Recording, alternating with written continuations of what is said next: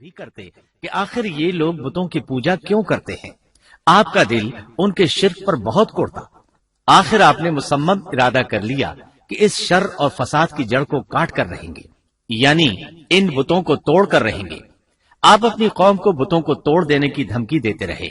اس دھمکی کا ذکر اللہ تعالیٰ نے سورۃ الانبیاء آیت 57 میں کیا ہے۔ وَتَاللَّهِ لَأَكِيدَنَّ أَصْنَامَكُمْ بَعْدَ أَن تُوَلُّوا مُدْبِرِينَ۔ اور اللہ کی قسم میں تمہارے بتوں کا علاج کروں گا جب تم پیٹھ پھیر کر جا چکے ہوگے۔ یہ بات ابراہیم علیہ السلام نے پوشیدہ نہیں اعلانیہ کہی تھی۔ آخر انتظار کا وقت ختم ہوا، عید کا دن آ پہنچا۔ عید کے دن وہ لوگ صبح سویرے گھر سے نکلنے سے پہلے کھانا پکا کر اپنے معبودوں کے سامنے رکھتے تھے، پھر شہر سے باہر ایک میدان میں جمع ہوتے، وہاں کھیلتے کودتے خوشیاں مناتے، ناز سے چلتے پھرتے اور کھانا کھاتے۔ شام کو گھروں کی طرف آتے، صبح بتوں کے پاس جو کھانا رکھ گئے تھے اس کو اٹھاتے اور تبرک سمجھ کر کھا جاتے۔ اپنے معمول کے مطابق انہوں نے عید کی تیاری کر لی، لیکن ابراہیم علیہ السلام تیار نہ ہوئے، اس لیے کہ وہ تو ان کے ساتھ جانے کا ارادہ ہی نہیں رکھتے تھے۔ وہ لوگ جانے سے پہلے ابراہیم علیہ السلام کے پاس آئے اور کہنے لگے، کیا آپ ہمارے ساتھ نہیں جائیں گے؟ سیدنا ابراہیم علیہ السلام نے آسمان کی طرف نگاہ کی اور فرمایا، میں بیمار ہوں۔ یہ تمام واقعہ سورۃ الانبیاء آیات 51 تا 58 میں بیان ہوا ہے۔ یقیناً ہم نے ابراہیم کو پہلے سے ہدایت فرما دی تھی اور ہم اسے جانتے تھے، جبکہ اس نے اپنے باپ سے اور اپنی قوم سے کہا کہ یہ مورتیاں جن کے تم مجاور بنے بیٹھے ہو کیا ہیں؟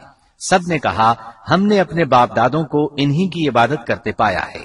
آپ نے فرمایا، پھر تو تم اور تمہارے باپ دادا سبھی یقیناً کھلی گمراہی میں مبتلا رہے۔ کہنے لگے، کیا آپ سچ مچ ہمارے پاس حق لائے ہیں یا یوں ہی مذاق کر رہے ہیں؟ آپ نے فرمایا، نہیں نہیں، در حقیقت تم سب کا پروردگار تو وہ ہے جو آسمان و زمین کا مالک ہے، جس نے انہیں پیدا کیا ہے۔ میں تو ایسی بات کا گواہ اور قائل ہوں، اور اللہ کی قسم میں تمہارے ان معبودوں کا علاج تمہاری غیر موجودگی میں کروں گا۔ پس اس نے ان سب کے ٹکڑے کر دیے، البتہ صرف بڑے بت کو چھوڑ دیا، یہ اس لیے کیا کہ وہ سب اس کی طرف لوٹے۔ ابراہیم علیہ السلام نے لوگوں کے ساتھ عیدگاہ جانے سے انکار کیا اور عذر پیش کیا کہ وہ بیمار ہیں۔ وہ لوگ آپ کو چھوڑ کر چلے گئے۔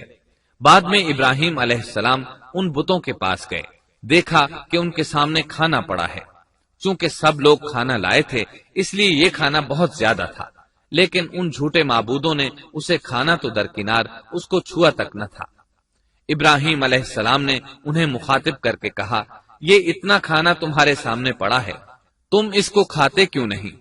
تمہیں کیا ہو گیا کہ بات تک نہیں کرتے؟ پھر پوری قوت سے دائیں ہاتھ سے کلہاڑا مار کر ان کے ٹکڑے ٹکڑے کر دیے، لیکن بڑے بت کو چھوڑ دیا تاکہ سب اسی کی طرف رجوع کریں۔ تمام چھوٹے بتوں کو توڑ کر کلہاڑا اس بڑے بت کے کندھے پر رکھ دیا۔ مشرکین میلے سے لوٹے تو دیکھا ان کے سارے معبود اوندھے منہ ٹوٹے پھوٹے پڑے ہیں، ان کے تمام معبودوں کو توڑ دیا گیا تھا۔ وہ حیران رہ گئے کہ یہ کیسے ہو گیا، کس نے کیا؟ کہنے لگے، یہ کام کس ظالم کا ہے؟ اس نے ہمارے معبودوں کی توہین کی ہے۔ اس وقت جن لوگوں نے ابراہیم علیہ السلام کا وہ کلام سنا تھا انہیں ان کا خیال آ گیا، کہنے لگے، وہ نوجوان جس کا نام ابراہیم ہے اسے ہم نے اپنے بتوں کی مذمت کرتے سنا ہے۔ اللہ کی قدرت کہ ابراہیم علیہ السلام کا جو مقصد تھا وہ خود بخود پورا ہو رہا تھا۔ قوم کے لوگ مشورہ کر رہے تھے کہ سب کو جمع کرو اور اسے بلاؤ، پھر اسے سزا دو۔ چنانچہ تمام اہل باطل چھوٹے بڑے جمع ہو گئے، کارروائی شروع ہو گئی۔ کہنے لگے، اے ابراہیم، ہمارے معبودوں کے ساتھ یہ لغو حرکت تو نے کی ہے۔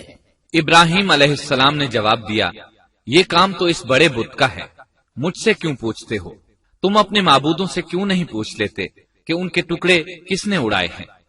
ابراہیم علیہ السلام کا جواب سن کر وہ سب سوچ میں پڑ گئے، پھر کہنے لگے، ہم نے بڑی غلطی کی، اپنے معبودوں کے پاس کسی کو حفاظت کے لیے نہیں چھوڑا۔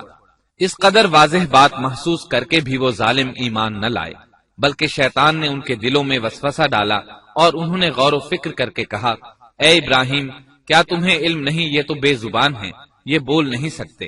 اب ابراہیم علیہ السلام نے فرمایا، تب پھر تم اللہ کے سوا اس چیز کی عبادت کرتے ہو جو تمہیں کچھ بھی نفع نہ دے سکے اور نہ نقصان پہنچا سکے۔ تعجب ہے تم پر اور ان پر بھی جنہیں تم اللہ کے سوا پکارتے ہو، کیا تم میں بالکل عقل نہیں؟ اس طرح ابراہیم علیہ السلام نے ان پر حقیقت خوب اچھی طرح واضح کر دی۔ ان سے فرمایا، تم ان کی پوجا کرتے ہو جن کو تم خود تراشتے ہو، یعنی ان کا حال تو یہ ہے کہ تم نے ان کو خود اپنے ہاتھوں سے تراشا اور ان کی عبادت کرنے لگے، جبکہ تمہیں اور تمہاری بنائی ہوئی چیزوں کو اللہ ہی نے پیدا کیا ہے۔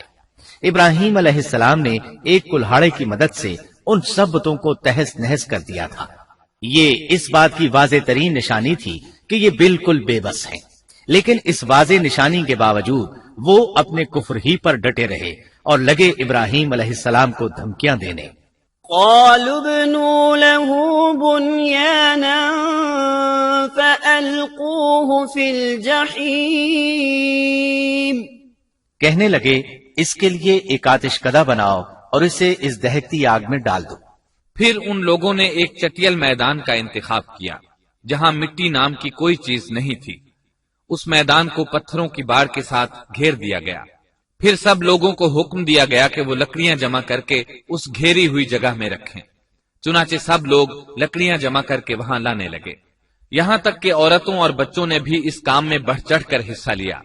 میدان میں اتنی لکڑیاں جمع ہو گئیں کہ زمین نظر نہیں آتی تھی۔ یہ لکڑیاں زمین پر ایک اونچی دیوار محسوس ہوتی تھیں۔ پھر ان لکڑیوں کو آگ لگائی گئی۔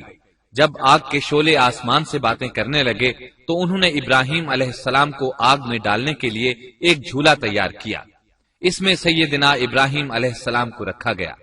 اس وقت آپ نے یہ دعا پڑھی، حسبنا اللہ ونعم الوکیل، ہمیں اللہ کافی ہے اور وہی بہترین کارساز ہے۔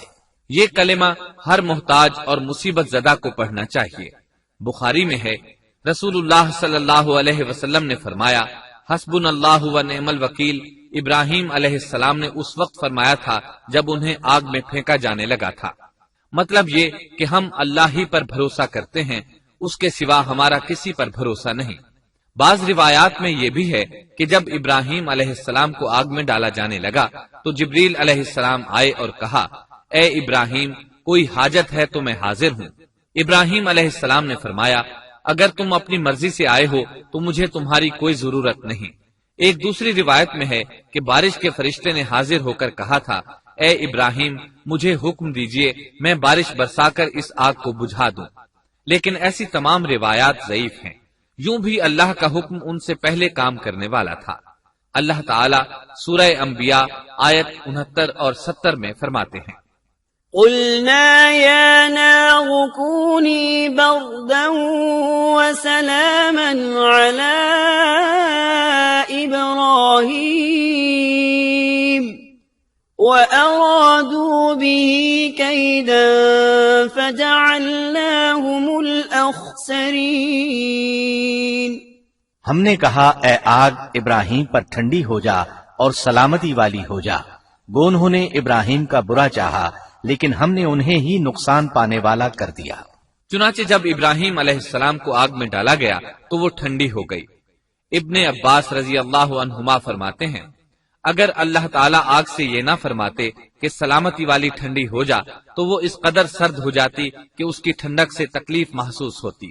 گویا آگ بھی اللہ کے حکم کے بغیر نہیں جلا سکتی، چھری اللہ کے حکم کے بغیر نہیں کاٹ سکتی، اس لیے کہ یہ بھی اللہ کی مخلوق ہیں اور ان کی قدرت بھی اللہ کے پاس ہے۔ وہ چاہے تو ان کو قدرت عطا کر دے، چاہے تو قدرت واپس لے لے۔ آگ کو ٹھنڈا ہونے کا حکم ہوا، وہ ٹھنڈی ہو گئی۔ اس نے نہ ابراہیم علیہ السلام کے کپڑے جلائے، نہ جسم کے کسی حصے کو کوئی نقصان پہنچایا، صرف وہ رسیاں جلائیں جن سے آپ کو باندھا گیا تھا۔ سبحان اللہ۔ لوگ آگ کے گرد اس انتظار میں کھڑے تھے کہ جو ہی انہیں آگ میں پھینکا جائے گا وہ جل کر راکھ ہو جائیں گے، لیکن وہ یہ دیکھ کر حیران رہ گئے کہ ابراہیم علیہ السلام بڑے ناز سے آگ کے درمیان بیٹھے ہیں۔ بعض روایات میں ہے کہ ابراہیم علیہ السلام فرمایا کرتے تھے، مجھے ان دنوں جو راحت اور سکون حاصل تھا ویسا آگ سے نکلنے کے بعد نہیں ہوا۔ لوگ اس معجزے کو دیکھ کر حیرت زدہ تھے۔ پھر ابراہیم علیہ السلام آگ سے نکلے۔ اتنا بڑا معجزہ دیکھنے کے باوجود لوط علیہ السلام کے سوا کوئی شخص پورے بابل شہر سے ان پر ایمان نہ لایا۔ اللہ تعالیٰ فرماتے ہیں، فآمن له لوط، پس ابراہیم پر لوط ایمان لائے۔ مطلب یہ کہ پوری بستی سے لوط علیہ السلام تھے جو آپ پر ایمان لائے تھے، باقی تمام لوگ کفر ہی پر ڈٹے رہے۔ ابراہیم علیہ السلام ان کا رویہ دیکھ کر نا امید ہو گئے کہ اس سے بڑھ کر یہ کون سا معجزہ دیکھنا چاہتے ہیں۔ ان کے بتوں کو توڑ دیا گیا، اپنی آنکھوں سے اللہ کی نشانی ان لوگوں نے دیکھی، پھر بھی یہ ایمان نہیں لائے، چنانچہ آپ نے وہاں سے ہجرت کا ارادہ فرما لیا۔